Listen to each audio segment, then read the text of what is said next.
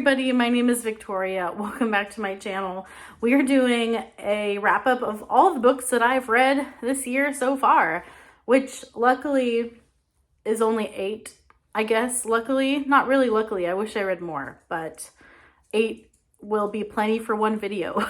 So I have 8 books to share with you, and I'll just kind of go through in chronological order of when I read them, I think. And let's just dive right in to my thoughts. It's a kind of a mixed bag, but there's been nothing that I've hated outright, really. But not a ton of home runs. So it's been kind of like, I would say, a middling year so far. A couple of home runs. But first, let's start with Oliver Twist by Charles Dickens. Katie from Books and Things has been hosting a Dickens read-along, a mega Dickens read-along, and she's reading all of Dickens' work in publication order, and I am jumping in, but I'm already behind, and I kind of knew that was going to happen. But I did read Oliver Twist sort of on time with the group, and I really enjoyed it. This is a story that I actually wasn't terribly familiar with. I have not seen the musical. I'm familiar with many of the songs for some reason. I think I've listened to Oliver Twist, but never seen Oliver Twist. And so that's always, it doesn't quite give you the same amount of story if you've only listened to a musical. However, I know it's not quite like the Dickens book. I know they're very different. And so I was only vaguely familiar with Oliver Twist being an orphan and this taking place in London, and that's kind of all I knew. So I went in kind of blind, but I ended up really enjoying Oliver Twist very much. I would give it probably 4 stars if I was giving it a rating on Goodreads. It's so much more of an exploration of class systems and crime and corruption and poverty in London at the time, and it's definitely seeping with commentary about those things that Dickens wanted to talk about. He just has such an unbelievably difficult start to his life, and just absolutely everything against him just falls into the hands of corruption. The system is super broken that he's thrust into. It's just, everything is so sad about his life. And so I did enjoy seeing the trajectory, but it also kind of becomes a little bit more about the side characters than it does about Oliver Twist. Like, he disappears for a good chunk of the book, and we're more spending time with the side characters at certain points in the novel, which I think for Dickens it works because his side characters are so colorful and interesting. There are some truly terrible villains in Oliver Twist, just very despicable human beings. And unfortunately, there is definitely an anti-Semitic element to one of those characters, particularly Fagin, and he is this, very stereotyped Jewish villain, and it's pretty bad. So that was jarring, I would say. And I've read some commentary about it, and Dickens kind of also had been interviewed about it and spoke a little bit on it. But it's definitely there, and it's quite prominent. So that was an uncomfortable part of this reading experience, I would say, of just how exaggerated the stereotypes were with Fagin. And so yikes, that was definitely a yikes character. But I enjoyed everything else about Oliver Twist. That's the only thing that would kind of bring it down for me a bit. But it's a wonderful novel of his, and I think I did enjoy it more than the Pickwick Papers, which was what we started out with in the read-along. And so I think Oliver Twist worked better for me, and it also lent itself really well to audiobook as well. So Oliver Twist, I would say I enjoyed my experience. So after that read, I was in the middle of moving and a bunch of crazy life things, and so I just needed something like quick and snappy and easy. And so I picked up The Silent Patient by Alex Michaelides, which I've had on my shelf for a while. And I remember when this came out, a lot of people speaking very highly of it. It was a little bit of a booktube darling, I think, at the time of its release. It did not really work for me. I don't know why I keep picking up thrillers, because almost always thrillers don't work for me. I think I'm not a thriller reader, and I think I just need to accept that. There's always exceptions, but particularly when it's like domestic thrillers, I think that's a no-go for me. I never really have a good time, or there's always just too much to critique and too many things that I don't like about it for me to just like block out those things and enjoy, you know? So The Silent Patient follows a woman, well, it follows a psychotherapist who is wanting to treat this woman who has a bit of this celebrity kind of status, and she murdered her husband and then never spoke. And so the whole big mystery is, why won't she speak? And he's just trying to like help her. I think I don't enjoy books where everyone's pretty much a despicable person. It's hard to, I don't know, it's just everyone is kind of just behaving badly in their lives, and everyone has these massive issues, and it's all very dramatic, and sometimes melodrama can work, but it never works for me in a domestic thriller kind of setting. And I think I'm just done with domestic thrillers. I think I should just give up. The twist at the end, the big reveals at the end, I don't know. They didn't really work for me. They kind of fell flat, and I wanted more from the story, but I don't know why I thought I would get more from this story, because it is what it is. It's a complete popcorn read, and I think I'm just not interested in picking up those kinds of books.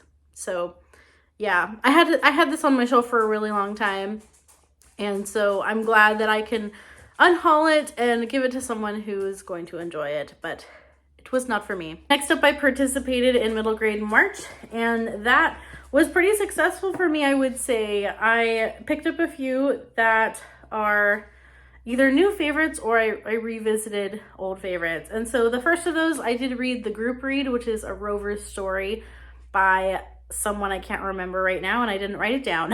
So a Rover Story is about a Mars rover, and we are in his head, but we're also in the perspectives of the people that are working on him, and like the kids of the adults that are working on him, and particularly one character who's kind of writing letters to the Mars rover because her teacher wants them to write letters. We learn about her through those letters as well. We get a picture of her life, and so her mom is basically the mastermind behind this Mars rover, and so there's this whole relationship between like the daughter and the mom working a lot, and then the daughter sort of resenting that and resenting the Mars rover a little bit for taking the attention away from her kids, and the mom's working all the time, and the mom is kind of this like big shot scientist lady. And then there's this little adventure that the Mars rover goes on to, and he makes some friends along the way, and it's all very, very sweet. I enjoyed it, and I think I would recommend it for young readers. I think it's on the younger side of middle grade. It felt really young, or at least the audiobook did. The audiobook definitely like felt, I don't know, it felt like it was talking to kids. And sometimes middle books that are written with that kind of tone are not always my favorite.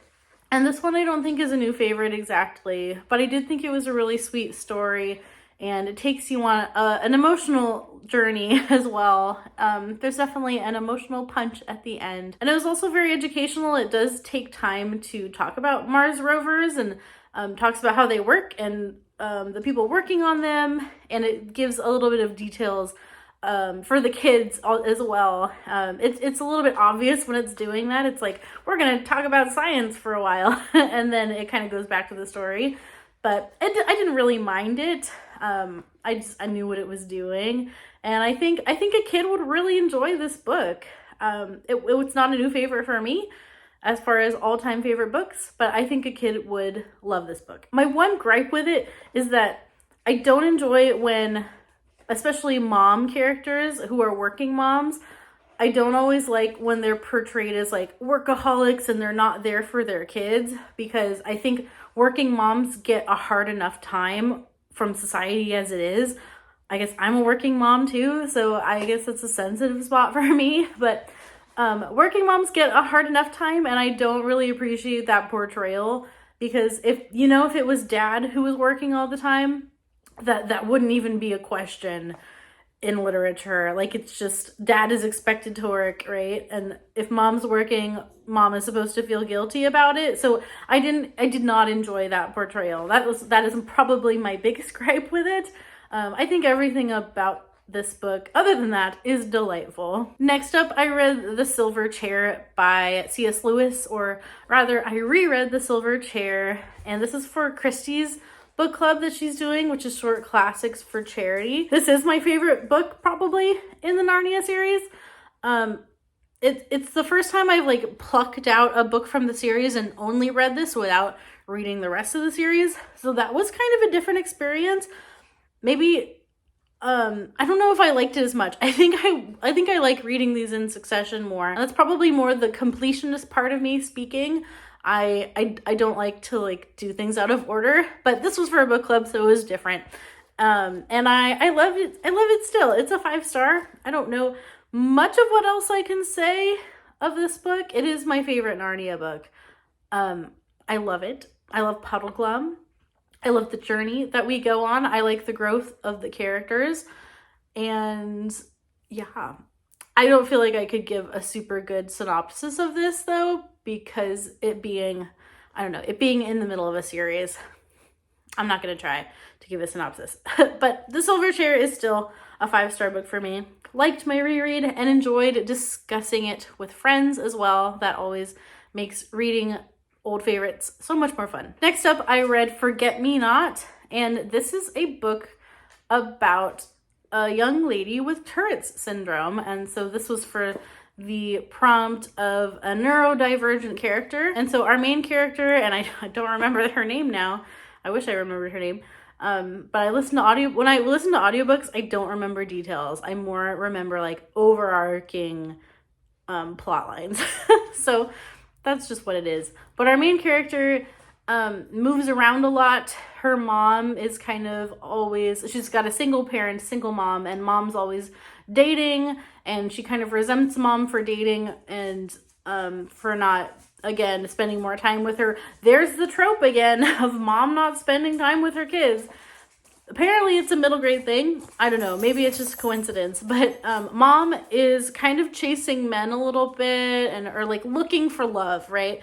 And so the daughter has a problem with that and thinks her mom should just forget men forever because they always disappoint them, and then they have to move away to another city and start over. So she's starting over in, is it Reno? I forget where they are. Again, details gone. That's why I don't like reading audiobooks so much, but that's how life is right now. If I want to read, I gotta read audiobooks most of the time. So she is dealing with being in a new city with a new school, and so she has Tourette's, and it does make it hard for her to make friends because people think she's weird. People don't understand her tics and the things that she does. They just think she's weird, and they don't know how to interpret it. And so we are following her and her journey into making friends and kind of reconnecting with a new community, and kind of watching other people interact with her and people learning kind of how to accept her. I'm a teacher, and I do have a student who has Tourette's syndrome, so I always want to learn more about the things that my students are dealing with. And so this was a good read for me, and I think also the author has Tourette's. So the author is writing from a place of knowing what it's like. And so I appreciate that. And I thought it was good.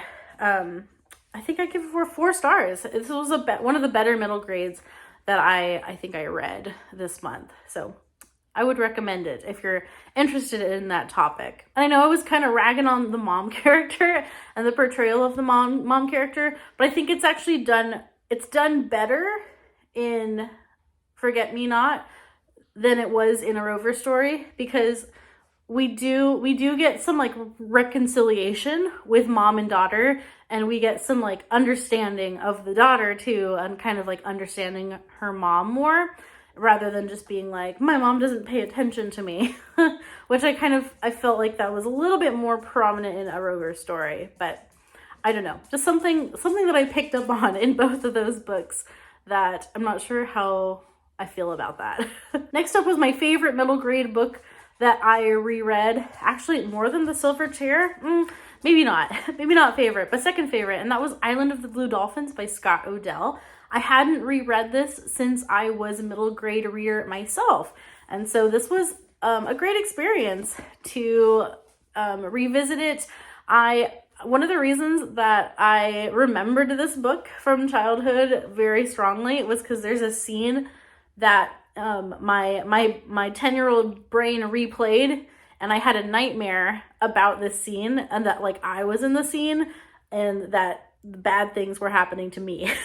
So to not be spoilery, I don't want to tell you what it was, because then you would, I don't know, it's kind of a major event in the book, so I don't want to tell you what it is. But I had a dream that it happened to me, and I think I might have just stopped reading it when I was 10, because that bad dream shook me so much. So this was interesting to look at it through adult eyes. But I loved Island of the Blue Dolphins. Oh my gosh, my cat is like rifling through a moving box, and she's gonna make a bunch of noise right now. I'm sorry about that. Okay, continuing on. Oh my gosh. I'm trying to continue. I need to continue, cats. What I liked about Island of the Blue Dolphins was its slow pace. It's like everyday survival kind of story. I don't know what it is about kids and survival stories, but kids love survival stories. And I know I did, or at least the kind of kid that I was. I just thought it was really fascinating to think about, what would you do if you were on an island by yourself and you had to survive? How would you interact with the world with no people around? How would you fend for yourself? I just think that those are really fun things for kids to think about. And this book is heavy. It has some darkness to it. It has some heavy topics. And so I think this is more for an older reader, but I would say that when I read older middle grade books like this, I like that they don't talk down to kids. Not that, I don't know, newer middle grade books can sometimes have this tone of like being very aware that they're talking to kids, but I liked Island of the Blue Dolphins because it's just written beautifully, like it's written for adults, but it is for kids. So I liked that about it. And I noticed that more of a trend with older books, and some of the newer middle grade that I've read feels like it's talking to kids. Not always condescendingly, but sometimes. I don't know if I'm making any sense. But this book is written beautifully. It's like a good piece of literature, and I liked it a lot. 5 stars for Island of the Blue Dolphins. The last middle grade book that I read was probably my biggest disappointment for middle grade March, and that was Pax by, is it Sara Pennypacker? I think so. This was Pax. It's about a fox and his boy, and right at the beginning of the story, you get your heart ripped out because they get separated, and then the whole rest of the book is them trying to come back together. And I think it's set in World War II. It's a little bit, I don't know, it's a little bit ambiguous as far as the setting, but I think it's supposed to be World War II-ish. I had some issues with this book. I knew it was going to be sad, but I think I actually wanted it to have more of a punch at the end. And I think the decisions that were made at the end didn't make a lot of sense as far as like the journey that we went on to get there. I thought the ending could have been done better. That's all I can really say about that. But I thought the perspectives were well done. We get fox perspective and little boy perspective. And I actually, at first I was really enjoying the fox perspective the most. And then I found the little boy's perspective more interesting. Because I think the fox perspective gets a little bit repetitive because there's only so many things that can happen to a fox. It's mostly like predators and things like that. So I think ultimately the boy has the more interesting, deeper storyline, and he has some growth and some learning that he does that I enjoyed seeing. But again, I think the ending it just didn't do it for me. Yeah. That's all I can say about that. This is kind of long video, so if you're still here, we're going to talk about Babel by R.F. Kuang. I finally finished this book. It took me 3 months to finish. 3 months, possibly even into a 4th month. I don't know if I started this like midway through December, at the end of December. I might have. So this took me forever, and it's more of my fault rather than the book's fault. But I think the book contributed to it also. But mostly, I just read this before bed, and sometimes I only read like a few pages at a time because I just would fall asleep. I get up really early in the morning, so at nighttime I don't last very long. But Babel is about, I feel like you probably have heard people talk about it because it's everywhere, but Babel is about a group of friends at Oxford, and it's kind of an alternate reality version of Oxford. It's a fantastical version of Oxford. And particularly, we have a main character named Robin, and he is of Chinese descent. He is, under very mysterious circumstances, taken away from his homeland of China and brought up in England by an English man and an English housekeeper. And then he is trained to become a linguist and go to Oxford to learn how to translate. And also there's this element of silver and silver working with the language. So the magic system in this is basically like, in a very simplified way of telling you, it's inscriptions on silver bars using different translated words, and then the words give the silver power, basically. So it's got this like metal magic system, kind of like a la Mistborn a little bit, but a little bit different. I didn't find the magic system to be super interesting, and I think I don't know, she goes into the mechanics of it a bit, but I had a hard time following. I didn't think it was easy to visualize or to picture. The magic system didn't quite work for me, but what did work for me was the historical interest of this book. She packs it full of actual historical facts. There's even like footnotes. Sometimes this reads a little bit like a textbook because of the footnotes, but you can tell that R.F. Kuang is just such a brilliant person, and that really comes through. But I think sometimes to this book's downfall a little bit. So just based on the way I'm talking about it, you can probably figure it out. It was not a new favorite for me. I was desperately hoping it would be. I think it sets out to do something very ambitious, and it's kind of like, I felt like she packs as much as she can and like all of her brilliance and knowledge into a story, and I think it weighs the story down. I just think it makes the momentum get stuck. I felt like we got stuck in the weeds with different historical things, translation information, we hang out with our friends at Oxford a lot, and I felt like the story doesn't move forward for a while. It has, I think, pacing issues, but again, R.F. Kuang is obviously, she's just a really smart lady, and that comes through in this book, but it's almost like info dumpy. I don't know. It didn't work for me. Also, I was in the mood for more of a fantasy book, so that probably contributed to my feelings on Babel. I don't feel like I'm being well articulate about this, but that's the best way that I can talk about this book. I think it gets stuck in the weeds I think it has pacing problems. It loses momentum. I also had problems with the ending, and that was probably the nail in the coffin for me. I have big problems with the ending. I have some problems with the way the themes are dealt with. I think I don't know.